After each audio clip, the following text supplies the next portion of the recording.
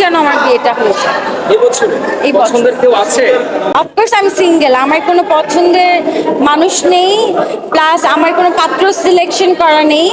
আমি পরিবার থেকে আমার জন্য ছেলে দেখা হচ্ছে, আমি নিজেও দেখছি চারপাশে, যদি ছেলে পছন্দ হয়ে যায় ভালো লাগে বিয়ে করে ফেলবো। সাকিব আল হাসান। সাকিব আল হাসানের সাথে যদি আপনাকে কফি ডেটে দেওয়া হয় সেক্ষেত্রে কি করবেন শিরিন? বসে বসে কফি খাবো আর সাকিব আল হাসানের যে ভালো ভালো খেলাগুলো আছে এগুলো নিয়ে আলোচনা করব। কোন নায়কের সঙ্গে আপনি আসলে কফি ডেটে যেতে চান?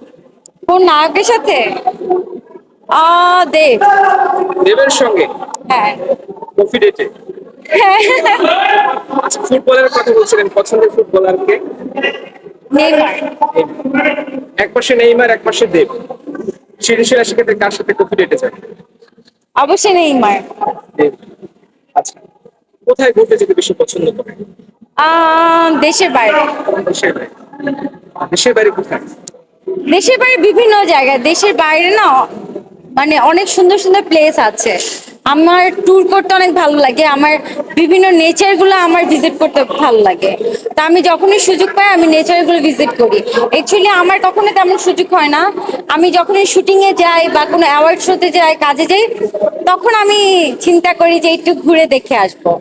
তো এই সুযোগটা হয়, তো এভাবেই। নায়িকাদের সম্পর্কে তো বিভিন্ন সময় গুঞ্জন শোনা যায়, প্রেমের গুঞ্জন, বিভিন্ন গুঞ্জন। আপনার সম্পর্কে কোন গুঞ্জনটা শুনলে শিরিন শিলার সবচেয়ে বেশি ভালো লাগে?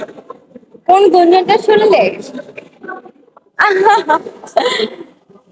আমি অনেক বড় সুপারস্টার হয়ে গেছি, এই গুঞ্জনটা শুনলে আমার অনেক ভালো লাগে। কোন গুঞ্জনটা কষ্ট দিয়েছে আপনি? যখন মানুষ না বুঝে আমাকে নিয়ে গসিপিং করে তখন আমার অনেক কষ্ট হয়। দর্শকরা জানতে চায় শিরিন শিলা কবে নাগাদ বিয়ের পিঁড়িতে বসবে? বিয়ের পিড়িতে আমি জানি না আমি কবে বসবো, কিন্তু আমি চাই এই বছরই যেন আমার বিয়েটা হয়েছে। এবছরে এই বছর। পছন্দের কেউ আছে? আপনি সিঙ্গেল নাকি? অফকোর্স আমি সিঙ্গেল, আমার কোনো পছন্দের মানুষ নেই, প্লাস আমার কোনো পাত্র সিলেকশন করা নেই। আমি পরিবার থেকে আমার জন্য ছেলে দেখা হচ্ছে, আমি নিজেও দেখছি চারপাশে, যদি ছেলে পছন্দ হয়ে যায় ভালো লাগে বিয়ে করে ফেলবো। শিরিন শিলা কেমন ছেলে পছন্দ, মানে কোন ছেলে আপনাকে প্রপোজ করতে পারবে? কেমন ছেলে পছন্দ?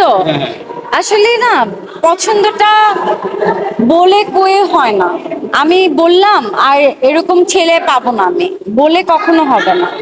আমার হৃদয়ে যাকে দেখে ভালো লাগবে বা আমি দুই নয়নে দেখে আমার হৃদয়ে যখন ঘন্টা বাজবে, আমি যখন মনে হবে যে না এর সাথে আমি লাইফ শেয়ার করতে চাই বা শেয়ার করতে পারবো, তাকেই আমি লাইফ পার্টনার করবো।